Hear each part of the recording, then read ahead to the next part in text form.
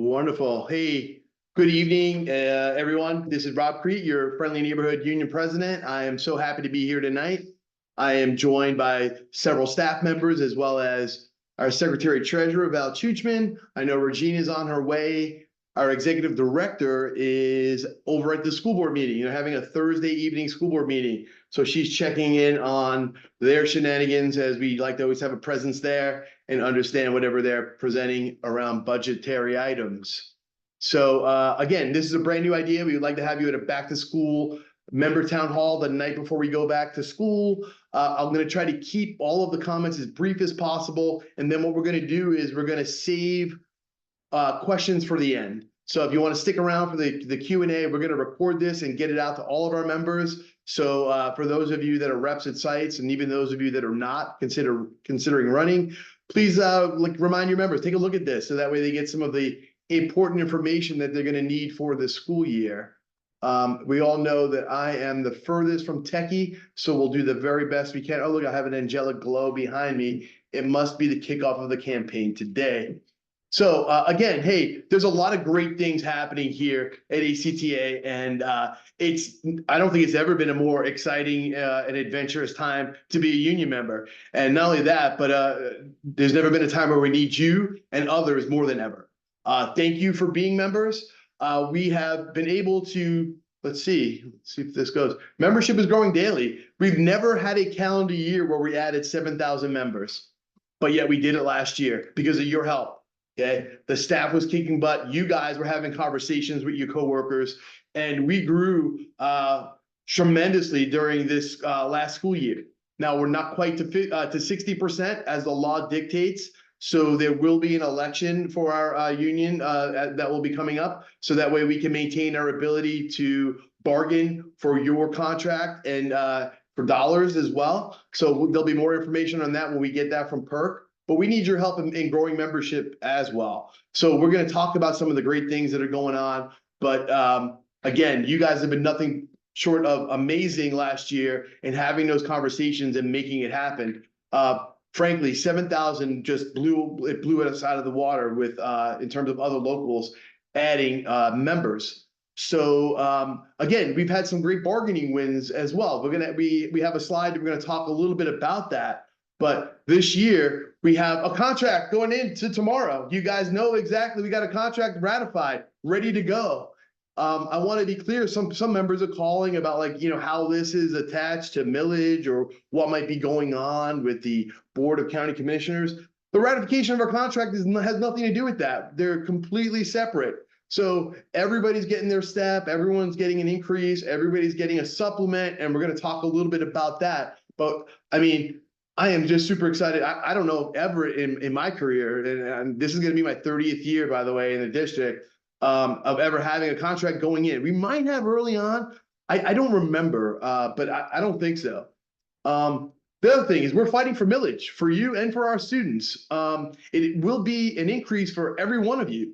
But that's the benefit for you. But ultimately, we need to staff our schools. We need to fill these vacancies. We need to make sure that you guys are not being run ragged to help meet the needs of kids. And by the way, again, you're doing an amazing job.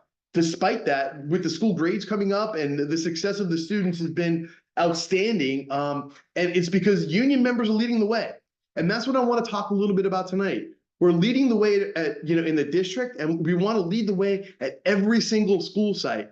We're going to build that momentum by having a strong union presence at every one of our 260 sites. And we're coming up with strategies and ways to make that happen. And we need your help. We're going to collaborate and cooperate with all of you to make that an amazing school year for 24 and 25.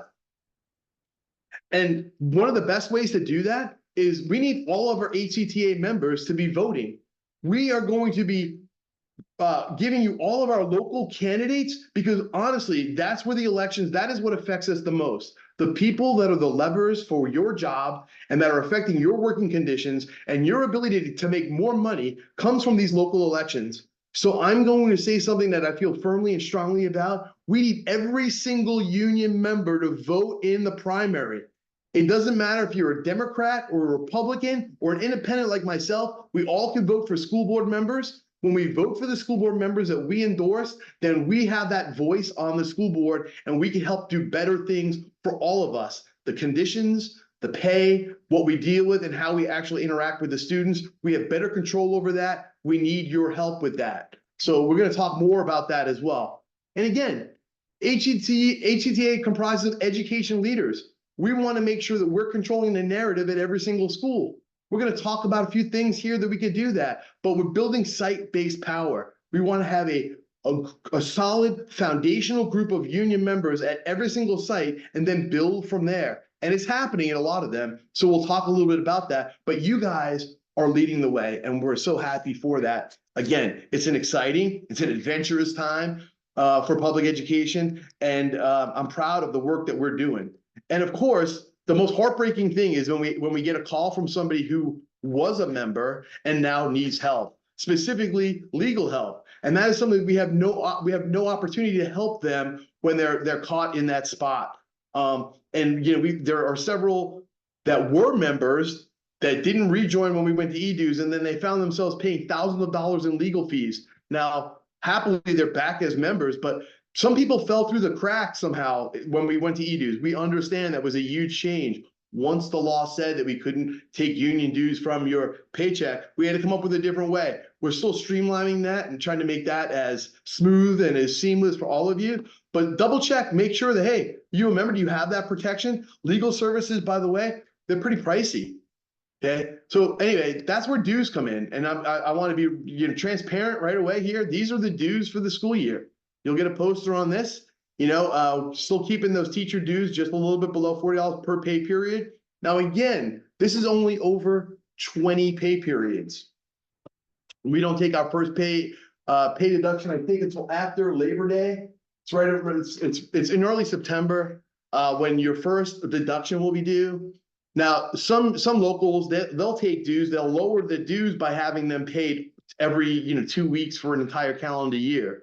This is only for the 20 pay periods from September through the end of May. So that's what the dues are. The increases and remember, HCTA dues are set and governed by our Constitution and bylaws. We did make a change to them several years ago, only because money was being funneled only to first-year teacher salary. So that was going to send dues up, I guess, unfairly. So we came up with a new system that we ratified with our rep council. And it actually includes like an average of teacher salaries from the bottom, the top, and the middle. So that's what we decided on. And this is a great time for me to remind you that the rep council is the governing body of HCTA. The rep council just dictates what we do. And then the board of directors works with the president, the vice president, the secretary treasurer, and the staff to enact those, whatever it is that is decided on by rep council. So I just want to be clear around that as well. The very small increases that we see here are only from the nationals that the national unions. Remember, half of these dues that we collect go out to the state and nationals, and most of that covers a lot of legal fees. Again, I mentioned that legal fees are very, very pricey. So when somebody actually needs that support and that protection, that's where we're coming in and we make sure that they have the best possible lawyers. And I can tell you firmly and confidently that the lawyers that we have here in Hillsborough County are among the best in the district. And I always feel very confident in what they are doing for our members when they need that representation. So staff, if anytime I have something and you guys have and if I miss something, and Val and Regina, please speak up because I might miss something here or there. All right. Let me get into some the contract ratification highlights. So this is Britt would normally be presenting this, as you know that as our executive director, she's also our chief negotiator, and she did an amazing job for this. So now all of our members will receive a $1,500 supplement on the August 9th payday. Okay, that'll be the first payday of the school year. And that would have been just one day, because tomorrow you go back on a Friday. And if you're asking, well, why do I go back on a Friday? Well, remember this, the state law says that students cannot come back until August 10th. which time falls on a weekend. So they come back on the 12th. So any time that you need to know and figure out when we're going to begin school the next year, just look at August 10th, then count back 6 days, and that's your pre-planning schedule. So because your first day of pre-planning is a Friday, then that would mean that's the end of that pay period. When you get paid on August 9th, it really will be for 1 day. But now, because of the negotiations that we've had and the way we've worked this with the district, every single one of our employees will also receive a $1,500 supplement on August 9th. This is also going to be, I'm going to call it pensionable. It counts towards your salary. And I think it will be very helpful for those that are really struggling through the summer. I'm going to tell this story for the last time because for many years, I budgeted whatever my teacher salary was, and I always budgeted it right up until that first pay period. And then when I first got that paycheck and I realized it was less than a full paycheck, that was always a disaster for me for the next 2 weeks. I call those the ramen noodle weeks. However, this plan right here, I think, solves that problem for if you're ever in the Rob Creed situation, that would solve the problem for this year. And again, this $1,500 supplement that everybody will receive is for all of our instructional and our support professionals. And then you're going to get an increase to your base hourly rate that will also be effective on August 9th. Because I want to be clear, not only are all of our instructional employees going to move up a step, but that same step that you're moving to has been increased by $500. Okay, so to be clear, instructional receive, they get one step. The step now that you moved up to is now increased by $500, and you will receive a $1,500 supplement on the very first pay period of August 9th. Is that clear? I hope. It ratified really well, so I'm hoping that you guys understand that. I know I've gotten a lot of calls like, is this real? Is this really happening? And yes, that they're paying you that $1,500 supplement really upfront before the school year really begins. Again, both ESP and instructional receive step movement for year experience plus 1 day effective evaluation. Let's see. ESP and instructional veteran employees at the top of the scale will receive $2,000 longevity supplement no later than the end of the first semester, and we're trying to get that done even here in August. I know that they were working to get that done as soon as possible. So if you are at the top of your pay scale, then you will be getting a $2,000 supplement. Okay, that's what you get. Instructional advanced degrees now include all advanced degrees. So we're going to get more from the district on how to do that. But if you were denied in the past for your advanced degree, then they're going to pay you for it, starting this school year. So that's also, that's great. I mean, we've heard from a lot of employees around this. So we're proud to be able to get that done as well. And again, there'll be some more information on that. Now our ESPs, they're also going to get a $1,000 supplement. That will be on the January 10th payday. Now, what's that about? Well, a lot of our ESPs do not get to have equalized pay. What that is, so what that means for them is they work all of December, and when they come back in January, they have to work 2 weeks. Like, they don't get a paycheck real till the end of January. That's the bottom line. So this is a lifeline for many of our support professionals, which are still woefully underpaid, and we need to do something more for them here in the district. And we're going to talk more about that and what we're going to be doing to actually increase the pay for all of us that are on this call through our millage campaign. But that's what that's about there. Let's see, for ESPs only, comp time. Remember, our ESPs are our hourly employees. Instructional are salaried employees. So basically our ESPs are going to get paid for overtime. And I'm going to let Regina talk a little bit about that in a little bit. The instructional ESE supplement was increased, and 1,400 ESE positions received a promotion of an additional pay grade. 200 nurses received promotion, an additional pay grade, and supplemental pay for the national boards and student services.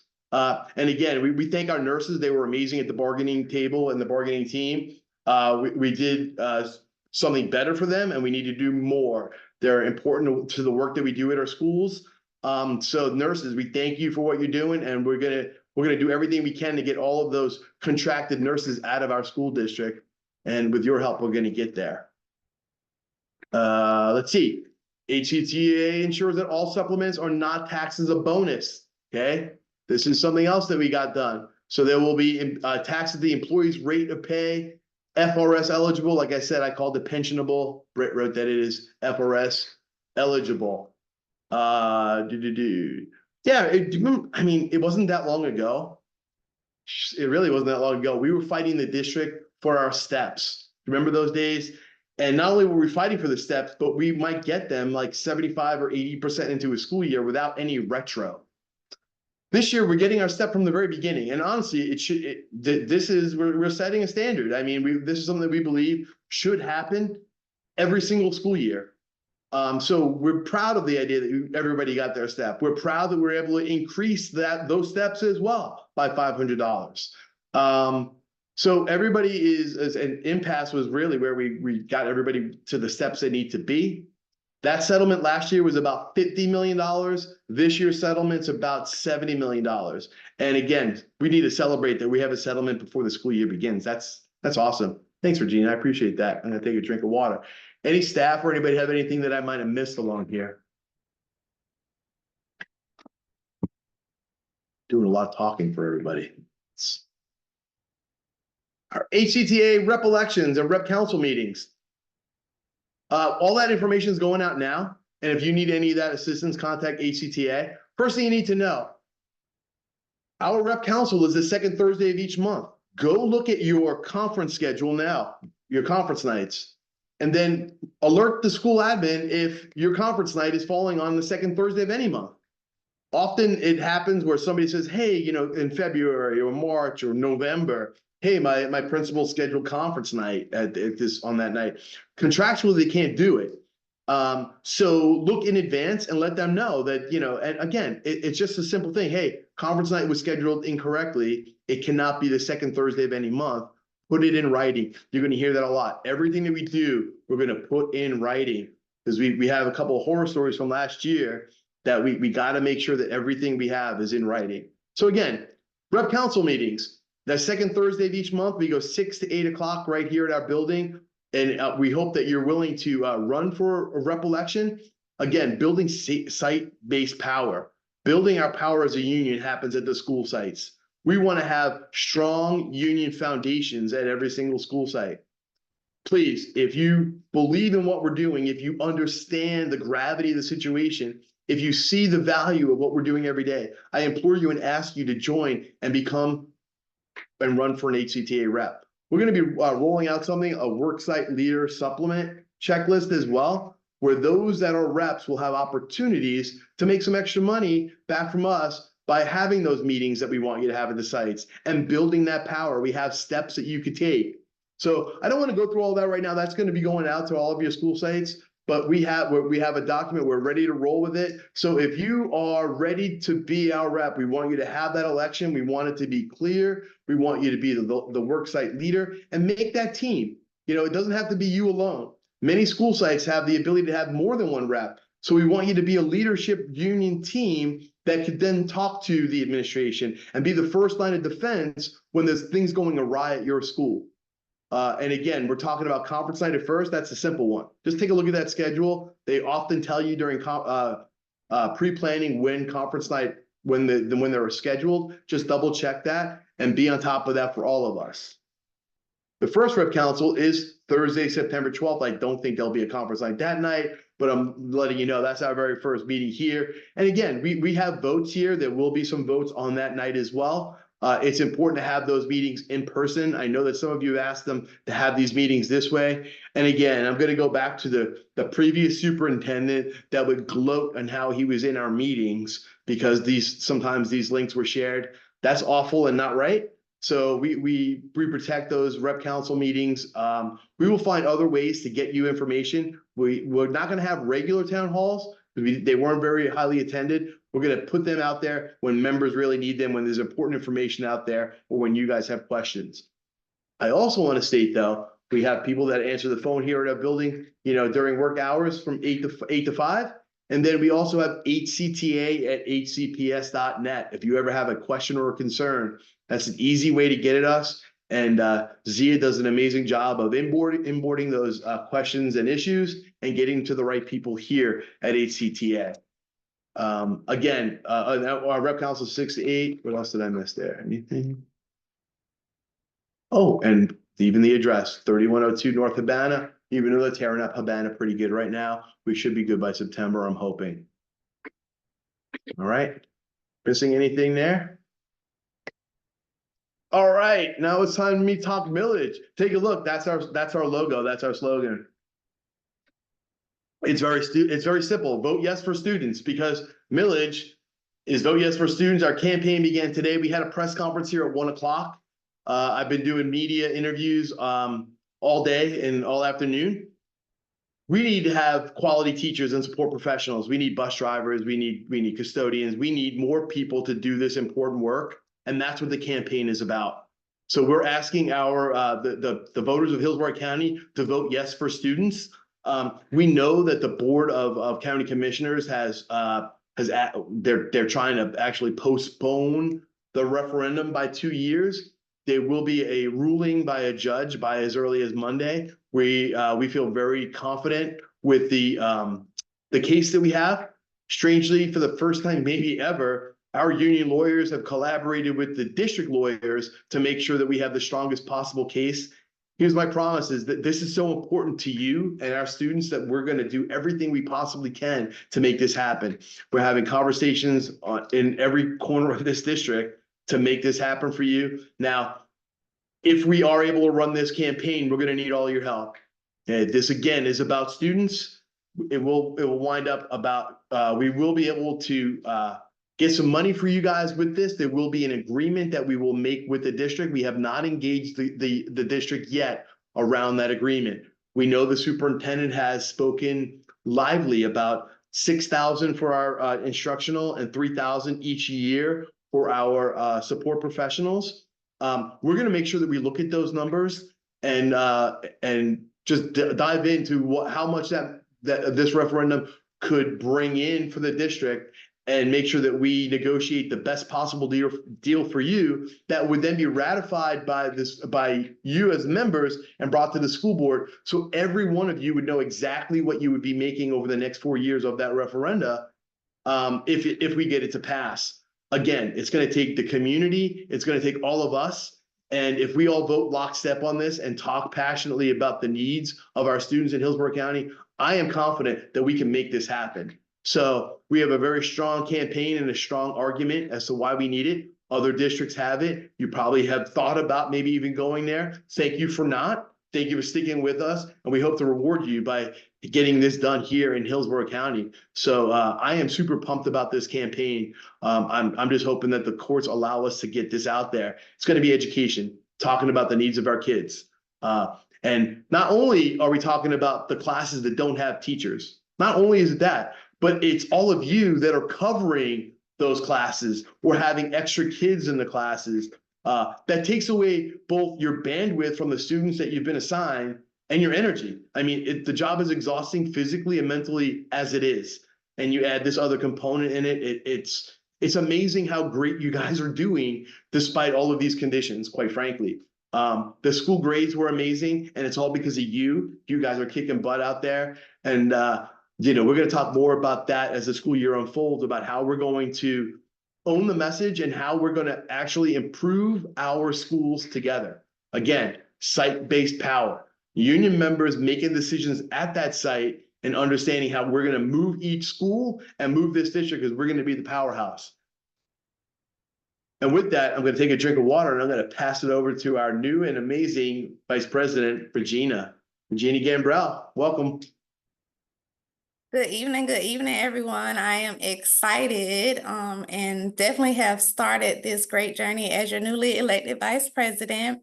I'm just going to touch a little briefly in regards to ESPs and how we are looking to build our ESP unit stronger than ever, while also supporting our wonderful teachers here in Hillsborough County. I know Rob did touch on a lot of things in regards to the supplements, the $1,500 and our very first check. And then also the additional $1,000 in our check in January. I wanted to touch a little bit in regards to our comp time. Any comp time that we have earned, any ESPs have earned before July 1st, you would now be able to utilize that in lieu of sick or personal time. Anything that we're earning, you know, as we get back to schools this week and tomorrow, for a lot of paras, any of the comp time that we gained this year that we do not use will be paid out. So I know you guys have been hearing that, and we finally got that ratified through our contract negotiations. If you haven't already, and we'll need your help, teachers, as well, please share the code for the ESP committee. Any ESPs in your school sites that have leadership skills or are developing leaders, we would love to have them on the ESP committee to continue that committee moving forward and growing our ESP numbers. Please share that QR code. Our ESP meetings, those are the last Monday of each and every month. And our next meeting is August 26th at 4:30 p.m. Again, that's the last Monday, and the next meeting is August 26th of 2024. All ESPs are welcome to the ESP committee meetings. We definitely need your voice. And we want to hear exactly what you want to see, you know, the union help you do.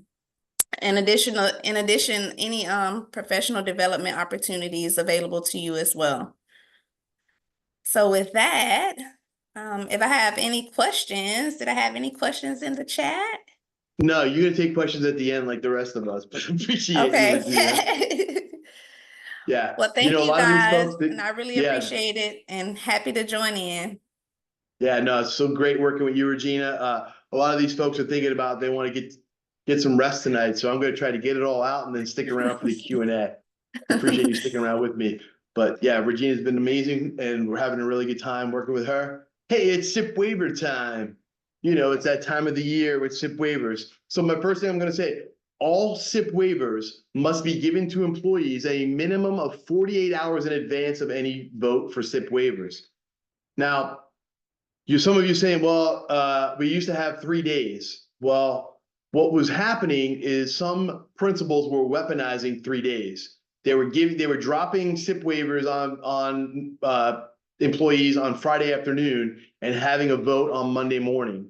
So collaborating with the district, we're going to do SIP waivers, but everyone needs 48 hours of actual business hours.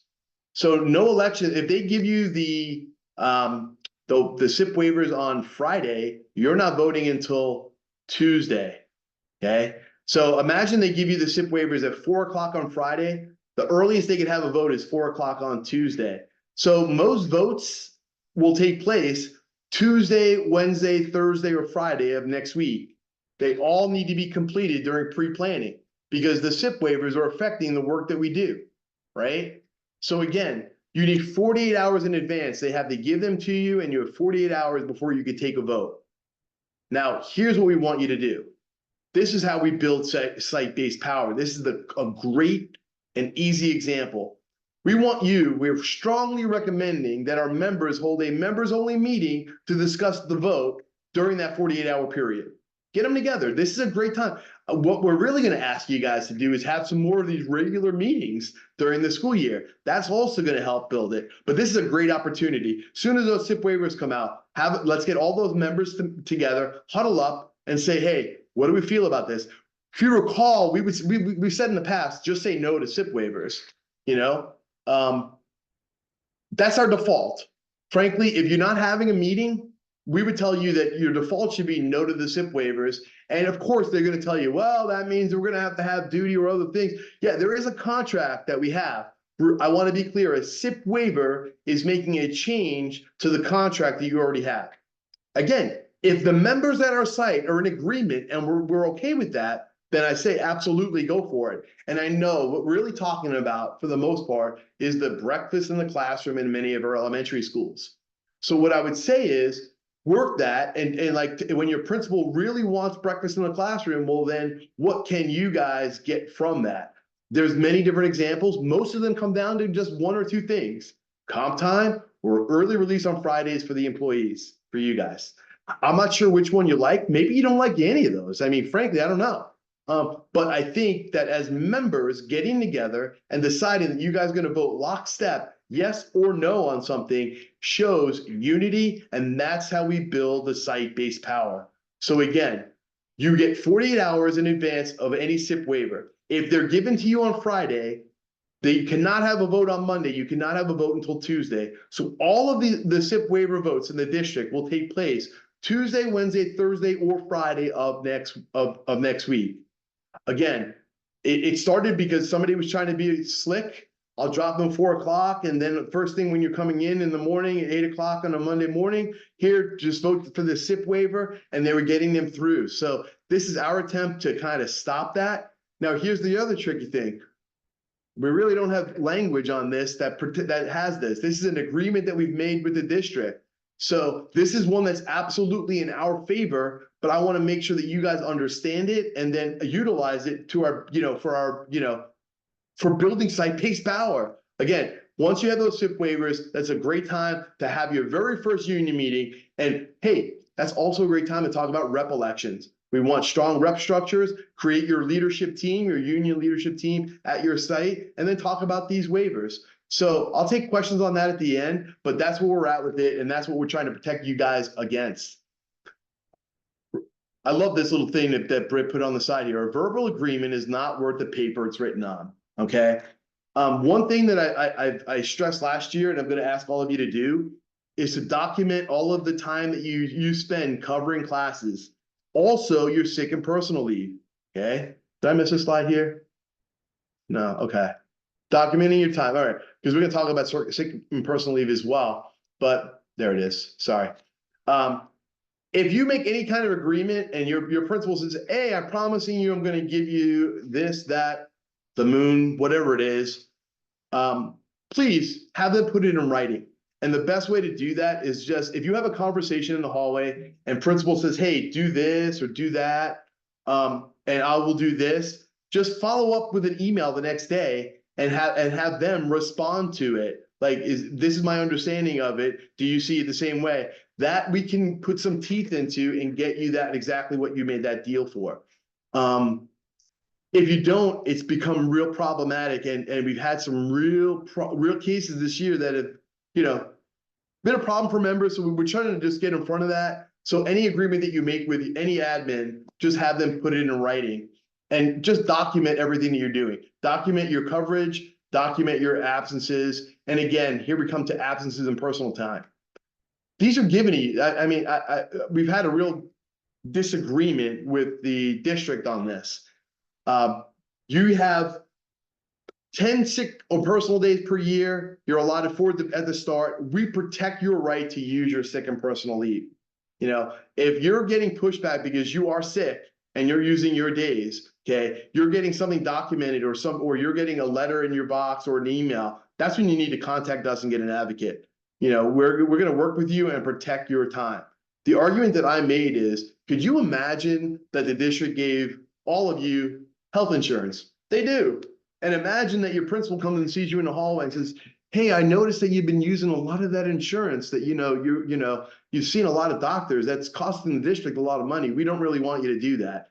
And they're like, well, that's not what we're saying. I say that's exactly what you're saying when you're documenting and you're calling people out for using your sick and personal time.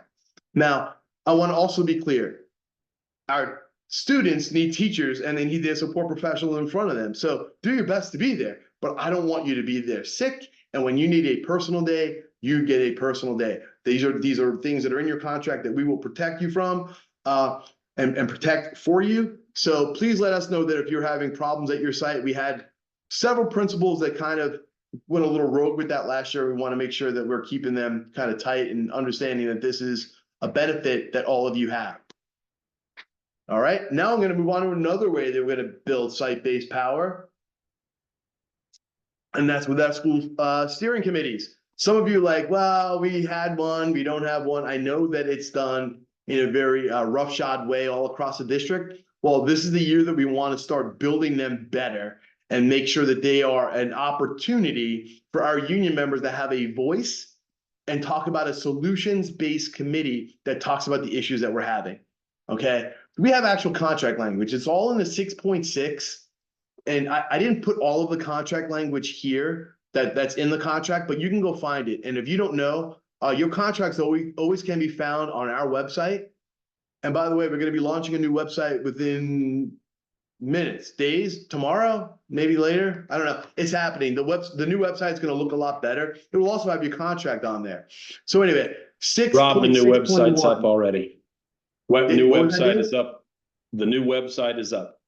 Look at that. See, it was within seconds and the new website has already launched. So that's fantastic. It looks great. It takes a lot of work, but we want to make it better for all of you and clearer. So anyway, your contract's up there. Every school should have a steering committee. And again, I believe that we should have union members that are leading that work. By contract, we need to have a union representative there. And maybe this is one of those things that you get together with your leadership team and you decide like, hey, Regina, you work on the steering committee. I'll work on the 10-minute meetings. And Val, you're going to work on building some membership here at the site. And the three of us are going to work together and make our school the best school. I mean, that's a great way to go about it. And frankly, that's how Val and I met working at Riverview High School, doing some of that work and kind of dividing and conquering. There's many different ways to get this done. We're going to find what works best for you and meet you there. But let's talk about steering committee.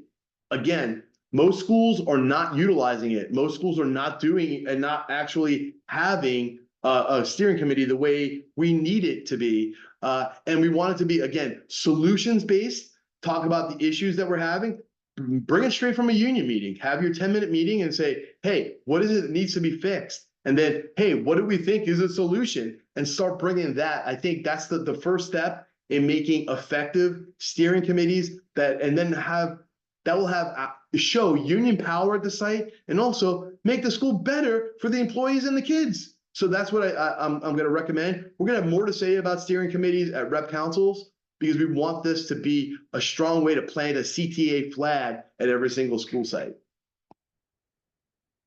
Look at that. HCTA is committed to making every school great by creating and maintaining a solutions-driven committee. That's what I meant to say. That's what I typed. And now I'm going to pass it to our great Secretary Treasurer, who's doing amazing work with our great team and with our PAC. So, Val? Hey, everyone. It's election season, and I know a lot of people are totally focused on November and all of the noise out there nationally, but here at HCTA, we focus on local elections. And there are a lot of big local elections coming up in less than a month. August 20th is the primary election day. And I know a lot of you know that because I've been hustling you. I'm hustling you right now as we're in this town hall talking to a couple of you. And by hustle, that means I'm sending you text like, hey, I think you got your vote by mail ballot. Did you turn it in? We really need every single member to vote in this August 20th election. Like I said, vote by mail ballots are out already. They dropped July 18th. So you should have one if you don't, if you requested one. Early voting starts on Monday. And then the 20th is election day. Most of these seats can be determined on August 20th. Nadia Combs is going up against two other people. Both of those are Moms for Liberty types. So we really need to keep Nadia Combs in her seat.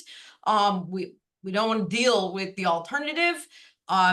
Nadia Combs always takes our calls and usually agrees with us, at least on the big issues. She agrees with us.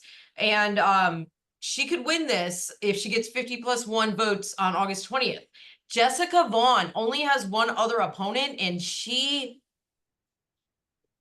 something else. She is somebody that, you know, TikTok videos are made of, and not in a good way. So not Jessica, her opponent. So we really need Jessica to be on that board.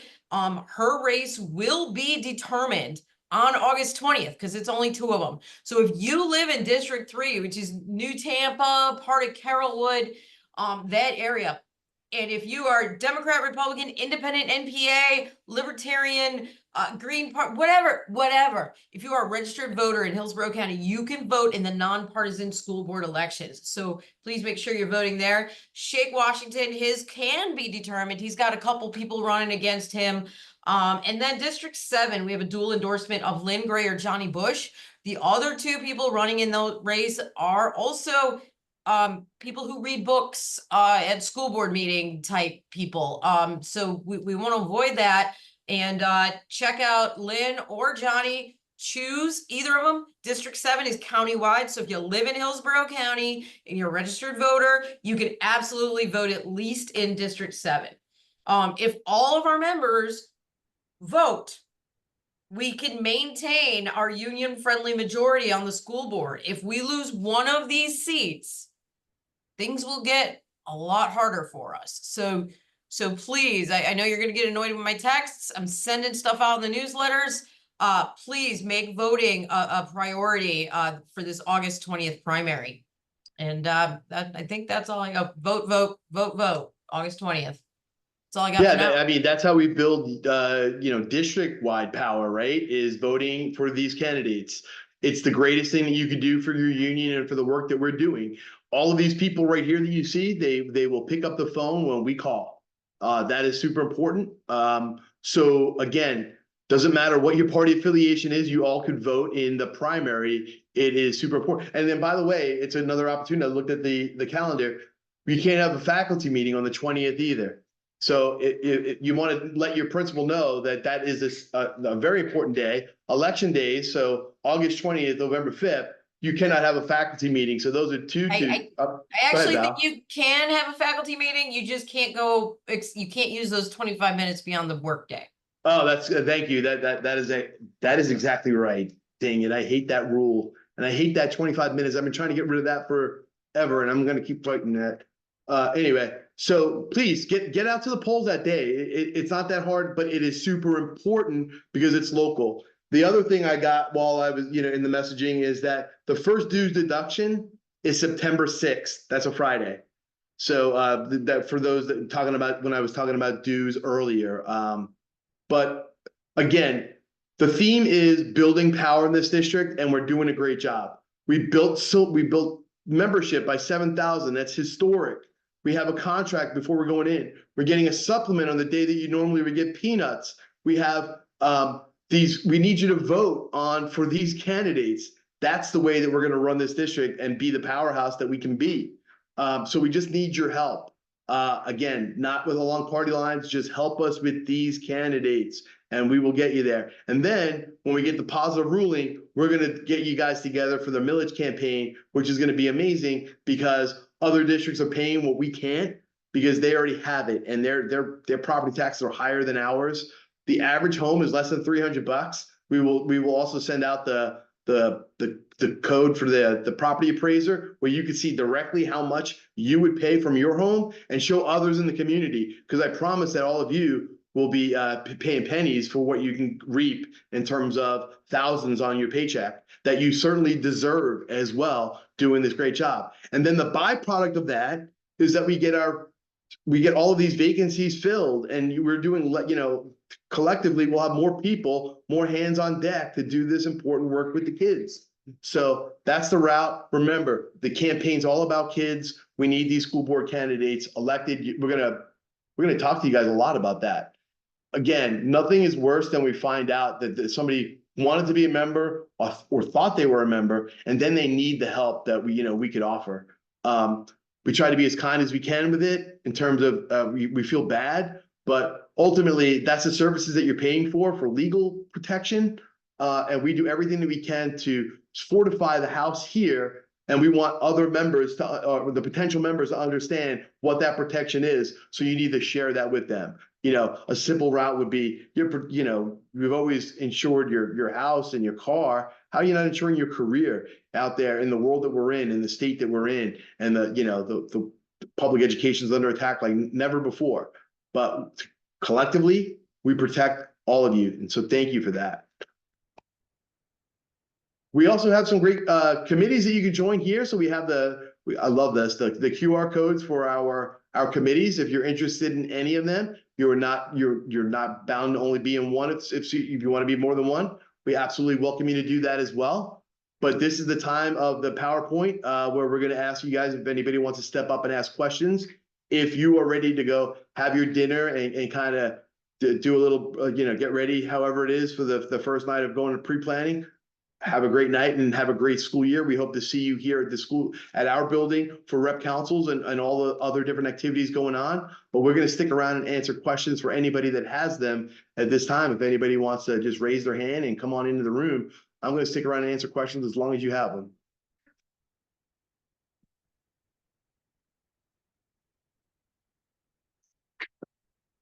Dave, can you help me with bringing and loading people in? I'm having trouble. Yeah, give me just 1 sec.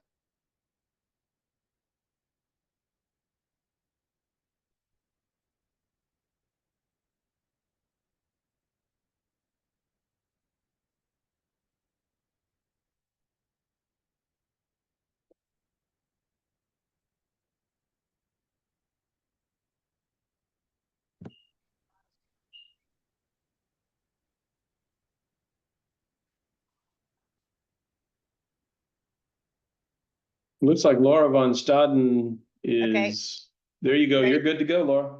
Okay, so I have several questions. I'll try and make them kind of quick. I don't do the e-pay, I do the check. Can you tell me what the due date on the dues is? That would be September 6th, because or as soon as but September 6th would be the first deduction. So we'd like to have it by then, please. Okay. Second question. I submitted all of my stuff for the degrees last year. I hold 2 masters and a PhD.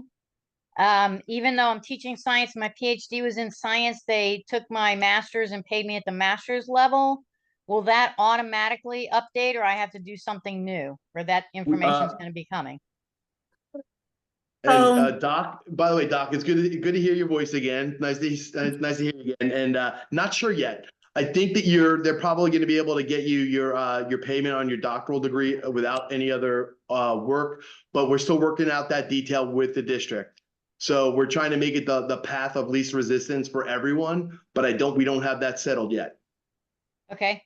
Next question real quick. I've been looking all over both the district site and the HCTA site to find the teacher calendar, like what is teacher work days when it's a non-student day, etc. All I can find is the student calendar.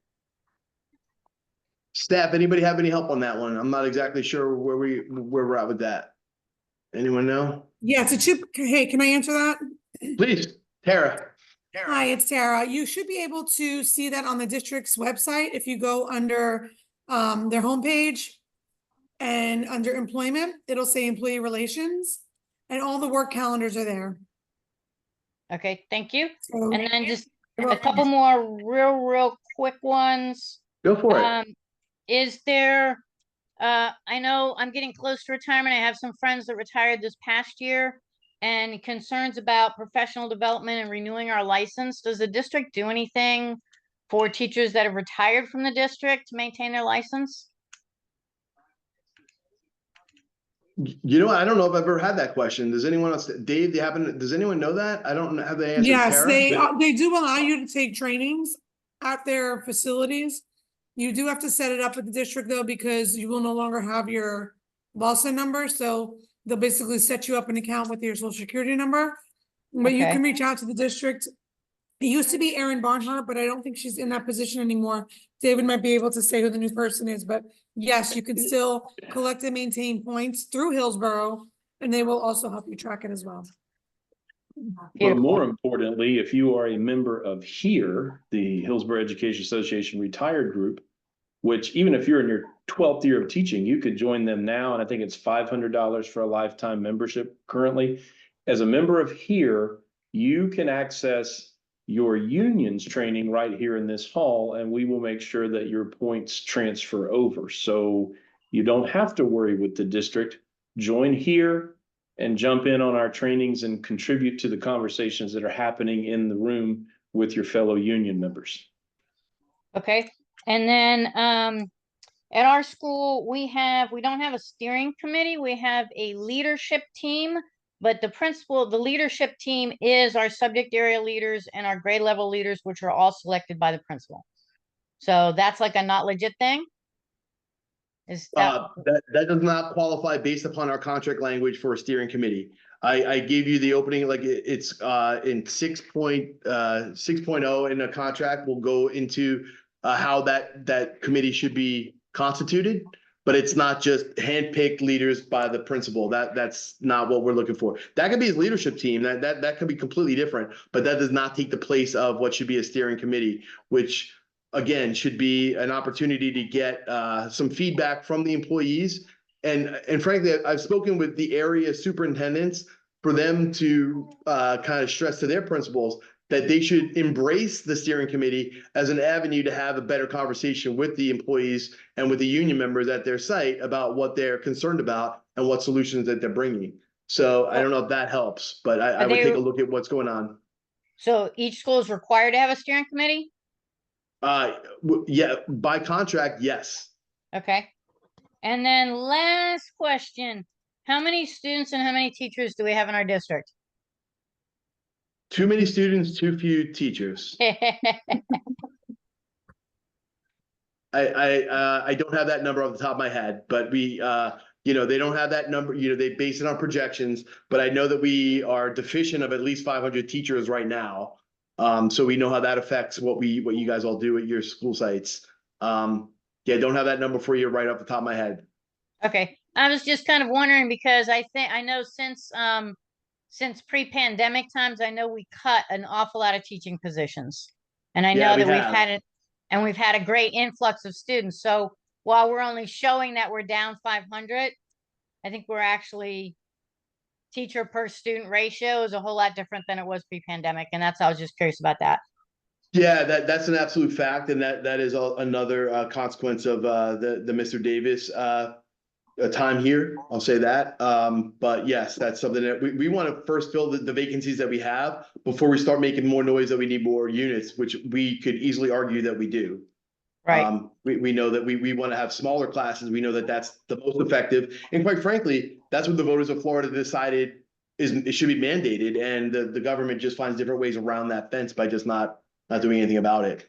Right. Well, I talked to a lot of people in my neighborhood and so forth, and convincing them of the needs of teachers in our schools and the way that they vote. It's nice to have numbers and be able to say, look, this is what we had, this is what we have now. I mean, how is this an okay thing, right? So that's why I was curious. All right. Well, thank you very much.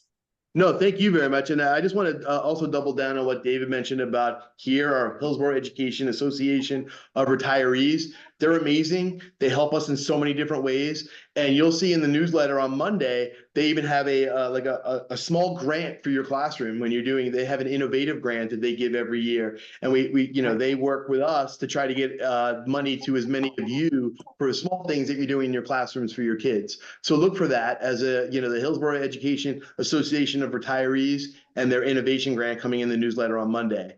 And by the way, I've had members tell me, hey, the newsletter has got a lot in it. I get it.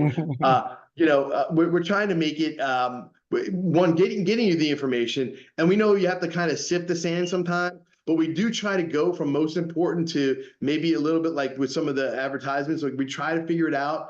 Anyway, I know that less is more, but we can't cut corners and not give you the information that we have. So doing what we can on that. If anybody has any feedback on how to make the newsletter more streamlined, we're always open to it. Well, yeah, and the alternative is just more emails to you individually, and then I don't know if you would want that too, So we try to put it all together. So thank you, Laura. All right, thank you. Stay safe. Hey, Rob. Yes, sir. Chris. We have a question in the chat, which I don't know if you've been in contact with the district this year. I know in years past, talk about the process for submitting degrees to receive the supplement. The district has put out an email and given people time to verify their degrees with them. Do we know what that timeline looks like this year, especially with the changing where we're accepting all degrees?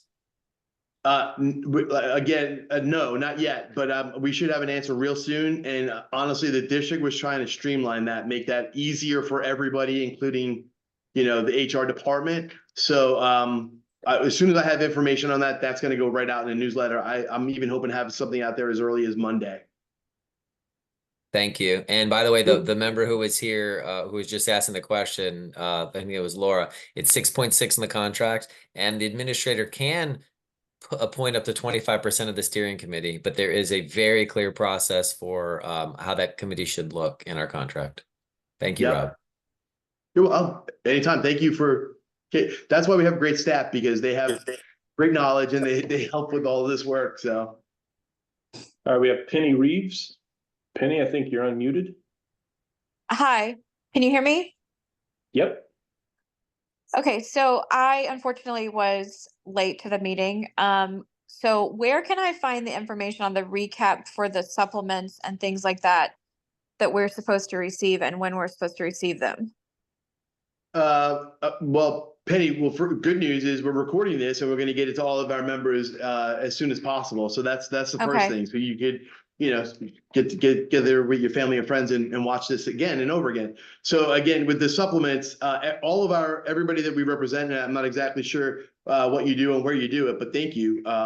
Everybody will receive a $1,500 supplement on the very first payday. As well, and then everybody's going to move on their salary schedule. Are you on the instructional scale? I am, but I'm at the top.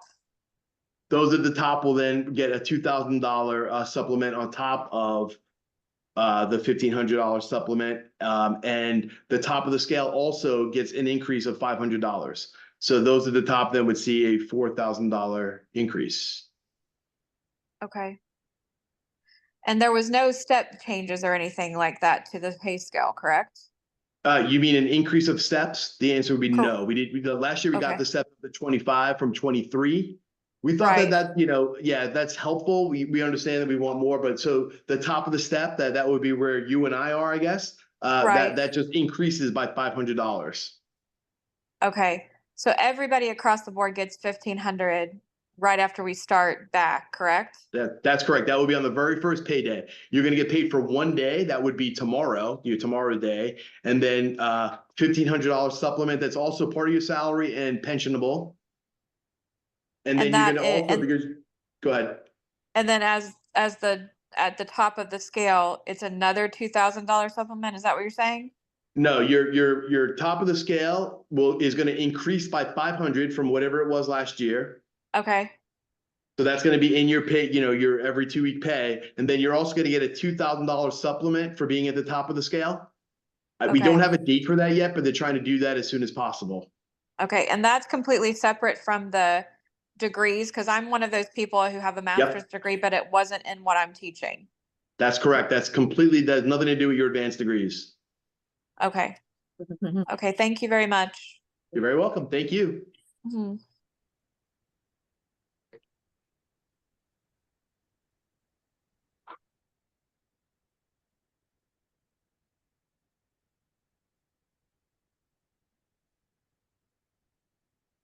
Oh, we have Bonnie Bresnian. Go ahead, Bonnie. Hey, I've had some answers to my questions in the chat box, so thank you for those.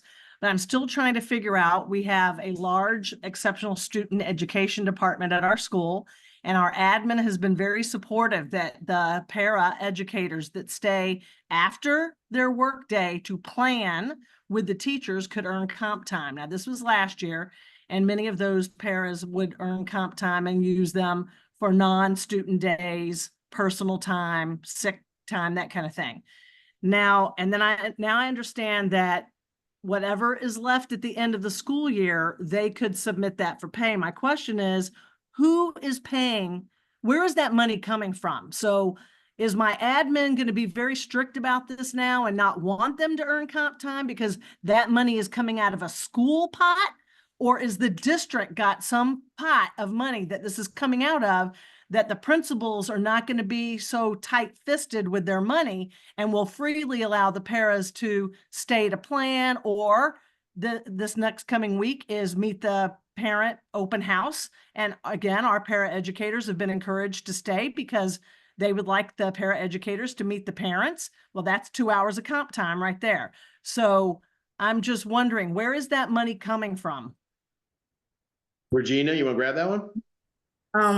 So how I'd explain it is that, I know that the paras work 37.5 hours a week. And so that first 2.5 hours would be comp time. Anything over 40 hours in a week would be considered overtime. Now, as far as where the money is coming from, both of them would have to be approved. And so if you're gonna be doing comp time, it needs to be pre-approved through your principal as well as overtime. So just a simple let them know and they say yes, then that's how that would go. So not necessarily an additional pot of money outside of the school money because it's just streamlined through the regular payroll. So anything earned over 2.5 hours in a week or a 2-week period? So within a week period, because remember 40 hours would be considered the total full time, and overtime does not kick in until there are over 40 hours. So an example of that, if they get off at 2:30, but they stay until 3 every day, then no, because if they stay until 3, then that just adds up to the 40 hours for the week. Now, if they stay to 3:30 every day, that extra 2.5, which will put them at 42.5 for that week, the 2.5 would be considered overtime, and the first 2.5 would be considered comp time. I know it can be a little confusing. Okay, so let me make sure I got this right, because I have to explain this. I have to try to understand it myself. You paraeducators, you guys work 37.5 hours. Anything that you work extra after school, like until 3, which is usually what it was, 30 minutes of planning after school, really just 1 day a week for some of the paras. So if you work more than a 40-hour week, then at that point, you can be paid for your time. And that can be that could be submitted for overtime. But just staying after school 30 minutes 1 day a week doesn't constitute overtime at that point. That is still just now considered comp time that you could use for sick, personal, or those non-student days. Or regular time pay for them as well. Now, and Bonnie, you asked where that money comes from. It doesn't come from the site-based budget. It comes from the general fund.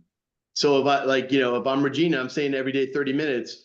Like I'm unclear about your question. Do the paras want the comp time, or would they prefer to get paid for it? Well, they've never been given an option before because so they've taken the comp time, but none of them are working over the 40. In other words, usually it's just typically 1 day. They'll stay until 3 o'clock to assist with planning with the teacher to make sure they've got their lessons for the next week ready to go.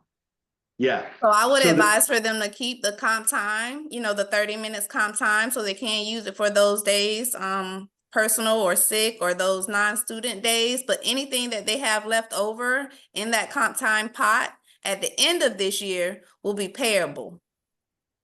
So now our secretary gives us a sheet at the beginning of the year, and she says, okay, this is what comp time, like I have 115 hours of comp time.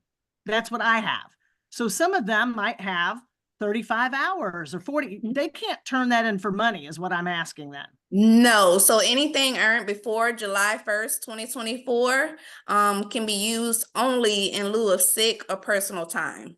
Okay. And then anything earned this year, if again, the secretary gives you that little comp time form, it says how much comp time you have left. Can they get paid for that? Yes. If they don't use it by the end of this year, yes. Okay. So they get that little comp time form. It says they have 5 hours of comp time. They could go to the principal or the principal secretary and say, I would like to get paid for this. I don't want it to roll over. Right, at the end of the year. At the end of the year. Even though it's not more than 40 hours a week and they didn't work more than 40 hours, they could still get paid for the comp time they've earned for the year if there's anything left over in May. Correct. Okay, thank you. Now, Bonnie, I want to be clear. The district wants to get out of the business of offering comp time to our ESPs. That was pretty clear at the table. Why do they want that? I'm sorry? Why did they want to discourage the comp time? Well, I guess that's a better question. I'm not really sure. I'll be honest with you. We had to make sure we were clear as Regina's saying that many of our employees have this treasure trove of comp time. Many of us have so much that we don't even know what to do with. Right. They realize by law, they have to be paying people for the time that they're there. So, we encourage that if you're there 37 and a half hours, but you're staying an extra 30 minutes, that you get paid for that time. But it's not until you hit 40 hours, as Regina talks about, that you can't, that's when you finally start getting overtime. So, Okay, and again, they don't know how much it's gonna cost them this year. They're gonna kind of, that's why everything is gonna be documented from the schools. They want to kind of feel this out a little bit. But our ESPs are gonna be able to use up their comp time in many different creative ways this year too, because that's what the district would like. They would like to kind of get it off the books. But your original question, like, does it affect your school budget? The answer is no. It just, Okay. it affects the district general fund. all right, thank you very much. You're very welcome, man. Where you at, Bonnie? Which school? Lewis Elementary, with your Hey, wife. thanks for being here. Yeah, yeah. With the lovely Carolyn Creed, yes. Exactly. Thank you. Thank you.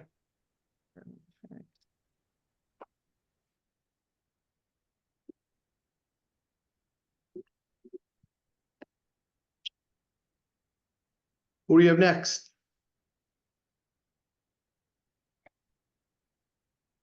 I see a comment in the chat that they said that it's not great. We typically use it for non-student days to take off. And so I just wanted to clarify that all of the comp time that you have from last school year can still be used for non-student days in addition to whatever you earn right now. You can choose to use that for non-student days. So that doesn't go away at all. So you're still able to earn comp time and you're still able to utilize your past comp time for those non-student days. And Regina, as you say that, I know Carissa's got a question, I'm sure, because she's up next. That remember that the comp time that you have accrued, and then they added the new system, the Infor system. So we've always recommended that all of our employees use up the comp time that they have on the old books that maybe the secretary has at your school before you use any of the comp time that's been added to Infor. And I know that that's been done in a poor way so far, but we're going to try to get that really, ironed out this school year. Carissa, how you doing? Hey. Okay, so just for my site reps, things that I'm going to say to my paras especially is for that comp time, make sure that it is documented, whether it is through email or through to text or whatever.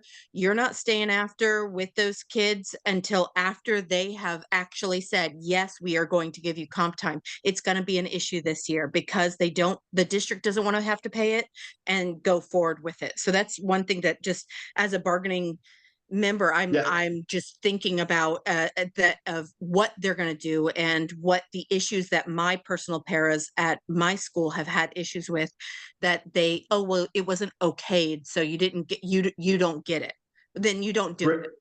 Great advice, by the way, Carissa, and that's a great point that I'm writing a note down for. We have to make sure that we're documenting all of that because again, a lot of these things kind of bleed into each other. And I mentioned the documentation of everything and having these agreements. So if you are an ESP out there, and Regina, let's collaborate on how we get this message out to our ESPs, right? Yes. About exactly what Carissa's saying. That's a great heads up. Thank you. Definitely, Carissa, and again, I agree with making sure that, hey, I'm staying after and this is comp time, and hey, once I hit over my 40, then I'm overtime. Like it needs to be totally clear for sure. Yes. Yeah. I just want to make sure that, because sometimes they're like, I'm not sure about what is, or I just got told to do this. And if it's not documented, then they can say whatever they want to say, but we want to make sure that we have real fighting power when we go forward with it, because that's something that's going to happen. Can we, my main question though, is can we get a member list, an updated member list to our site reps? Because, we've already gotten the email about setting up the voting and then setting up, getting a meeting going. But the last meeting, the last member list that I have is from May, which I've got a ton of members that have retired or some have joined, but I've got a lot of teachers that have left or just retired. The short answer is yes. Do we have a better answer? Do we have a longer answer from anybody on staff? Do we have a plan on that? If not, we'll create one and get that to you ASAP. And Carissa, I did share earlier, and I don't know how long you've been on the call, but I talked about the whole worksite time. leader supplement. Oh yeah, you've been from the beginning, right? Of course. I was reminded that actually went out to our reps so that you guys have a copy of the supplement checklist and ways that you guys can earn some dollars from ACTA by doing some of the tasks that we're asking you to do to help build that power. But I know that would be helpful to have that list of updated list, so we will get that to you as soon as possible.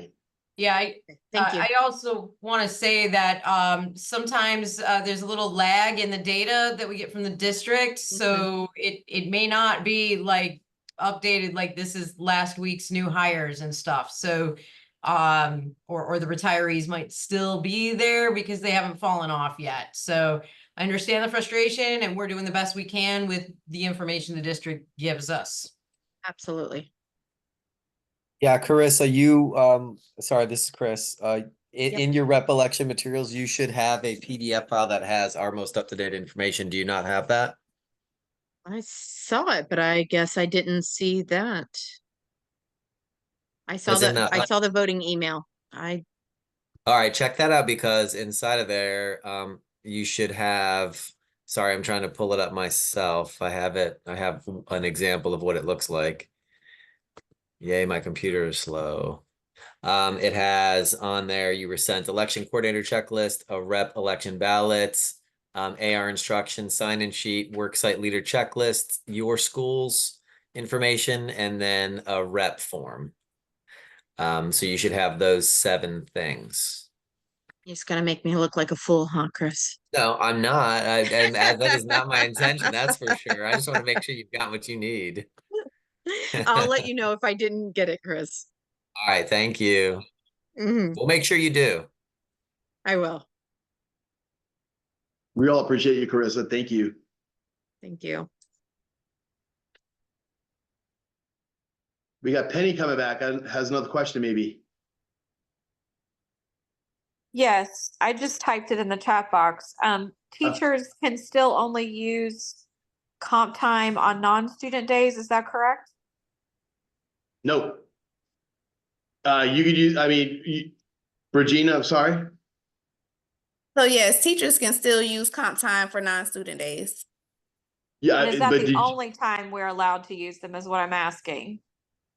no, you could use them when you have non-student contact right there. So you can't use it when you have a class, but you can use it when you do not have students in your class, or I don't know what level you teach again, before school, after school. I'm high school chemistry. But I have like over 400 hours of comp time. Val was cheering you because she's a high school chemistry teacher. But yes, so you're among those that have a lot of I'll never be able to use them all. Yeah. Yikes, that's a lot. I mean, I have a lot too left on the books. So she can Penny, use you it could for non-student days, and then I always say like the early release day. That's when students are gone early, and Yep. you could leave early too. Before school, I mean, there's not a lot of time after school, I don't think, Yeah. for high school, but on your conference period, if you needed to, those things like that. Okay, thank you. You're welcome. Start getting a little generous with your Monday early release days is what I would recommend. Start chipping away at that. I don't know if we'll ever get to the bottom of that. I don't know how many years you're going to teach. Might take 500 to use all those 500 years teaching to use all that comp time. But goodness, I once covered classes 55 consecutive days at Eisenhower Middle School. So that's a lot of comp time I achieved. That's in middle school. And I think that's more days than Pete Rose had hits in consecutive games, but that's just me. Who else do we have? Anybody else have any other questions before I start going on to stream of consciousness that nobody wants to hear? again, we have, we recorded this. We're going to be sharing this with all of you. Dave, is that correct? I don't see anybody else that has their hand up. He's answering a Uh, question. There's no yeah, other hands up right now. Well, and real quick, because this is comp time, so Sarah, it's your question, but I'll go ahead. For anybody, if you are going to use comp time, you just need to give notice as soon as you know you're going to be using it. If the only time admin has the ability to say, no, you cannot use it, is when there is a planned event or activity that it would interfere with. And since Tuesdays are the only day there's supposed to be a planned activity because it's a faculty meeting, or the one Monday a month that they get to use for their activity, then all you need to do on any of the other days is just let them know as soon as you know you're going to use it. Now, that could be a week in advance. It could be 5 minutes in advance based on when you know. But they cannot deny your use of it unless there is a planned activity that it is interfering with. Thanks, Dave. And while we have you here, Dave, let's talk a little bit about the 21 hours that you get in the classroom. It's really 3 full days because that also they also get an hour of lunch, correct? That is correct. And it does not specifically state in the contract that you get 1 hour for lunch during pre-planning.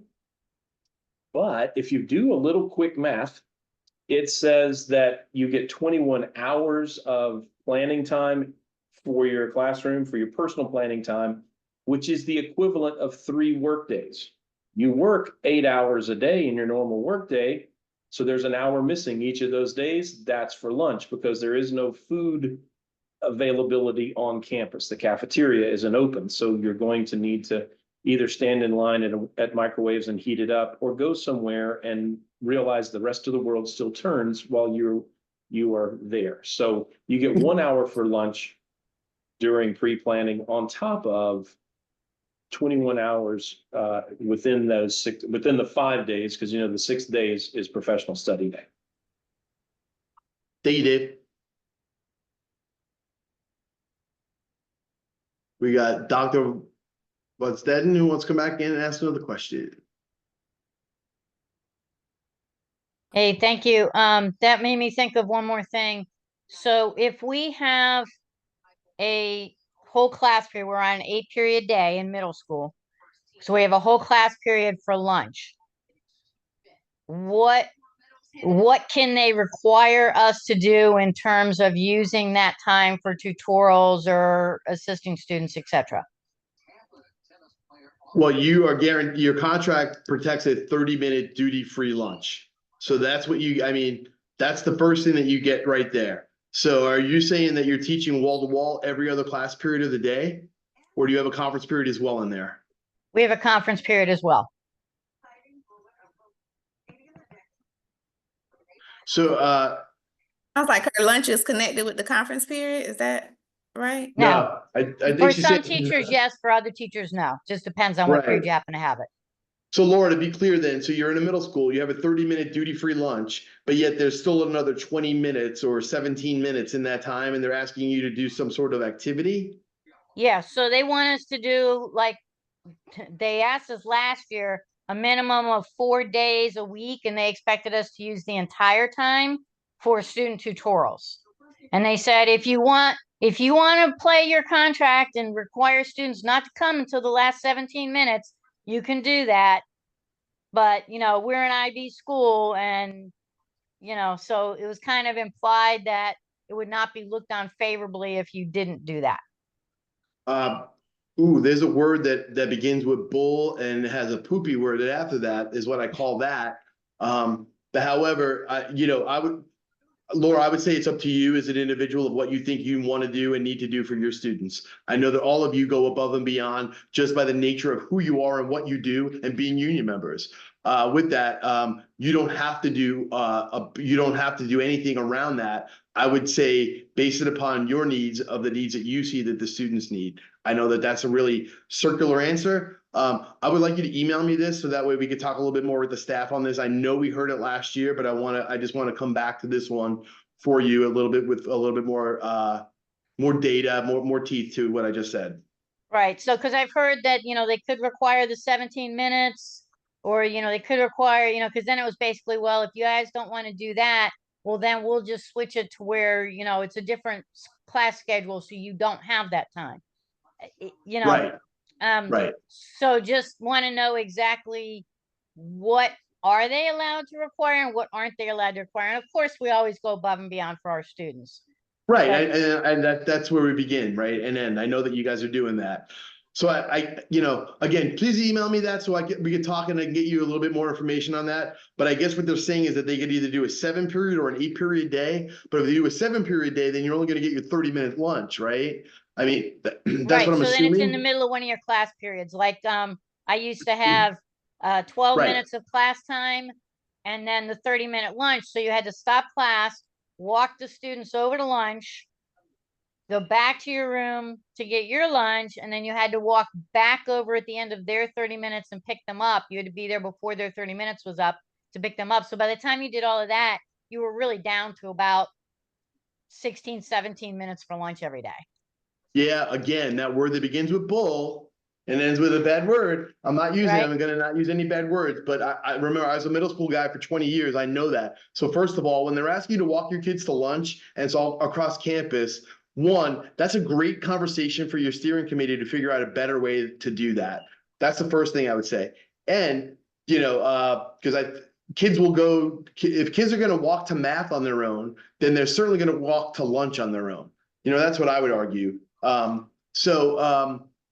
if you have to walk your kids to lunch, then you should be walking them so that way you are still protecting your 30 minutes. So walking them 5 minutes earlier. And by the way, I hated that when you had 12 minutes on the front end and then 28 minutes on the back end of a lesson. And that's just cobbling it together. I hated Yep. that as a teacher. Yep. And I know that. And then anyway. if you take out the extra minutes to get them there and go pick them up, then you're cutting your class time even more for that class period. So that class period always gets cheated.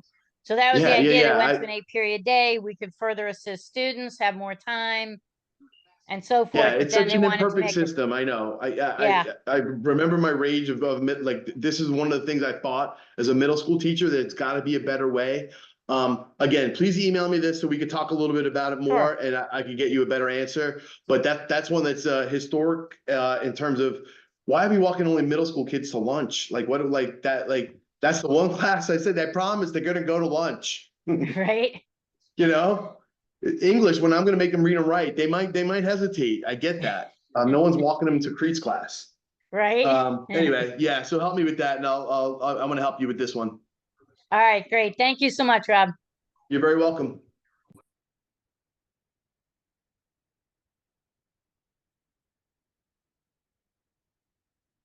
I want to thank the staff that's here tonight and helping. You guys are amazing. I mean, the questions come up and you guys are answering the questions as quickly as they come up. And our staff is knowledgeable, passionate, and amazing. So if I don't say that enough to you guys, I appreciate all of you guys. Officers, Val, you have anything you want to say before we close this out? Go vote and don't be mean to me when I text you on hustle. Yeah, don't be mean. We're only we're hustling you guys because it's so important to the work that we do. Thanks, Val. And we do need all of you to vote. Vote. And not only do we want you to vote in the primary, talk to your neighbors and friends. Please get them to vote. We need these school board candidates. They will help us do this work. So thanks, Val. Great message. Regina? Definitely talk to your parents as well, making sure that they go out and vote. And don't forget as well to invite your ESPs to join in on our ESP committee. We really, really need help with building numbers. And as always, we are in this together. Thank you, Regina. Yeah, we are building site-based power. We are building district-wide power with your help. It's going to be an amazing year. We're moving things. We have a contract going in. We have good feelings. We have a superintendent that listens to us. We have school board members that we're going to re-elect, and we need your help. I want you guys to get some rest. Stay safe. You got one more, Val? I do. I actually need to remind people that please remind your members to vote, but you cannot use district email, district mailboxes to say who to vote for. You can direct them to the CTA website. You can say that the candidates are in the newsletter. You can do that sort of thing. We're sending mailers to everybody, so you should be getting stuff in your mailbox next week if you haven't already. But encourage them to vote when you're at school. You just can't promote who at school. Thank you. Good advice. Yeah, thank you, Val. Rob, Awesome. we have one more question that just came up. Bring it. Johanna Wright. I'm gonna allow her to talk. Yeah, let's do it. Go ahead, Johanna, unmute yourself. Hi, I'm sorry, just real quick. So, last year they used the maximum, staffing agency to hire paras. Are they still using that company? You know what? I am not sure. I'm writing myself a note. I will find out and get back to you. Email me tomorrow and I'll find out. We want to get all of these all these contracted people, we want them out of the district. We know that they were patching holes in these vacancies in different ways, really not with that many employees. And we could talk about nurses as well. We want all of that out. I will follow up and find out, but we don't want them here. So can you email me, and that would be great. I'll get that to you as soon as I can get an answer. Okay, thank you. Thank you. Yeah, so again, you guys, keep doing what you're doing. Be the leaders at your school. Let's build that site-based power. Stay safe. Take care of yourselves. Take care of those that you love. And we'll see you real soon. Be good, everyone. Have a great school year.